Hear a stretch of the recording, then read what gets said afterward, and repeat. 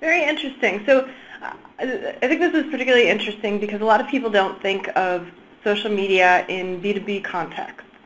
So it sounds like you guys have gone way beyond thinking about just Facebook or Twitter. You're monitoring blogs, you're monitoring LinkedIn, you're monitoring probably industry thought leaders on industry-specific websites. Is that what I'm hearing from you? Absolutely, Harnum. I mean, from our standpoint, we want to identify the people who are considered influencers, key influencers in communities that are important to us. And someone mentioned earlier Facebook. And Facebook is an incredibly valuable tool, but we're almost as interested in the micro communities, the micro online communities that have special affinities. So let's take it for instance. Let's say we look at private pilots. Well, they have online communities, and clearly they have a common interest.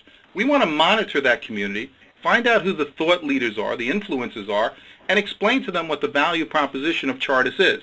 Now, it's great that we can direct market to private pilots, but if their peers are saying we've gotten superior solutions from Chartis, and there's a compelling reason to go there, that is just so much more powerful than our traditional distribution model. Interesting. So now the C word. Every time social media comes up, of course, whether it be internal use of social technologies or external within financial services, of course we have to be concerned about regulation and compliance. Mm-hmm. How did you at Chartis really get over that hurdle? Because I know for a lot of my customers, they're afraid to tackle the topic. Well, it's interesting. We always think that we have an opposite theory here.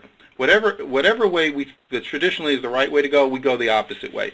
So we felt on day one the constituencies we should internally deal with were legal and compliance and human resources, because people traditionally think of them as the gatekeeper to issues like that: data privacy, data security, information, and data loss. So we got them in early. And in fact, they were our first chatter or social collaboration community. And they became advocates of it. So instead of trying to hold them off, we engaged them early. They loved the solutions, and they were participants in developing best practices and data security and privacy policies that have been very helpful to us to roll this out. So from our standpoint, what we felt is instead of not engaging the legal compliance, the data security, and global human resources folks, get them engaged. The devil that they knew was the devil they were more comfortable with. So we felt that that was a best practice for getting successful adoption in our organization. That's great. And tell me a little bit about just the way it's been adopted. Has this really been a top-down initiative, would you say, or bottoms-up? The comment I would say, the phrase I might use, is the best laid plans were thrown away very quickly. We had very detailed plans of how we were going to roll it out, and what we found out very quickly is that in these online communities, that the communities and individuals find each other, that it becomes viral, that it takes on a life of its own. And what we really had to do was stand back and make it easy to join and serve as moderators, and most importantly, provide valued content, because frankly, features and functionality without content does not lead to adoption. Content leads to adoption. So that's a great topic.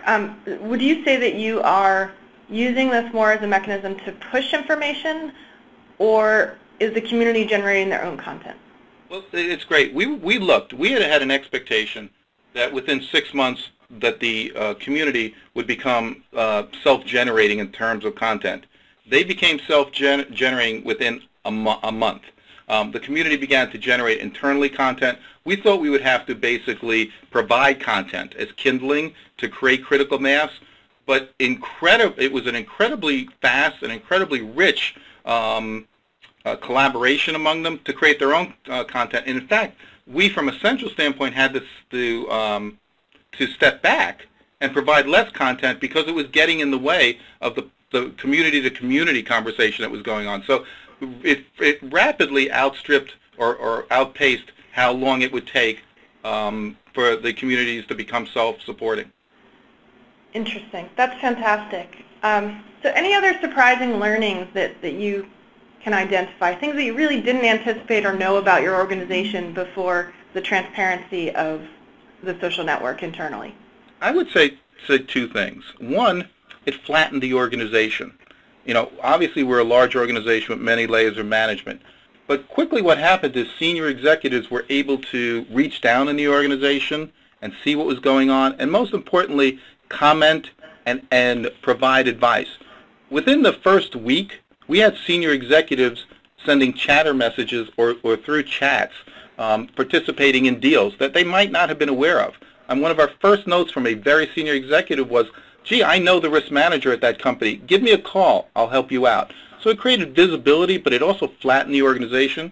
The second thing we saw was how rapidly that best practices could propagate through the organization. We had regions who had best practices within region, but they weren't able to export those to other regions. This tool facilitated that. So we hadn't expected that as quickly, the flattening of the organization, the intimacy that this brought, but we also didn't realize how quickly best practices could get around the world. And that was an incredible find. I would call it found money that we didn't anticipate, but certainly paid off on the investment we made in the solution. So you guys at Chartis are using this globally? Yes, we are. Great. And have you seen any differences in adoption in different parts of the world? Or Yeah, best practices, yeah. I will share with you, once we got through the data privacy issues and we were very strong on making sure that, you know, from EU data security and other countries that we made sure we were in very good shape with that. I will tell you, the Asia PAC markets were incredibly quick to adopt it, far faster in North America. Europe, very quick to adopt it. We were very pleased that this didn't become a North American driven push, that it was perceived as indigenous to the regions. So I would say the Asia PAC launch was the fastest we had ever done, followed by the European one, and North America, who sometimes we think is the fastest, lagged behind it a little bit. And that was very interesting. And we thought, frankly, it was both cultural, that these tools are prevalent in those two regions, but also we felt that the geographic dispersion in some of those regions, the many nations type of thing, and the fact that this had multilingual capabilities really enhanced its utility in those two regions, Europe and the Far East. That's terrific. Well, great, Jim. I really appreciate you joining us today.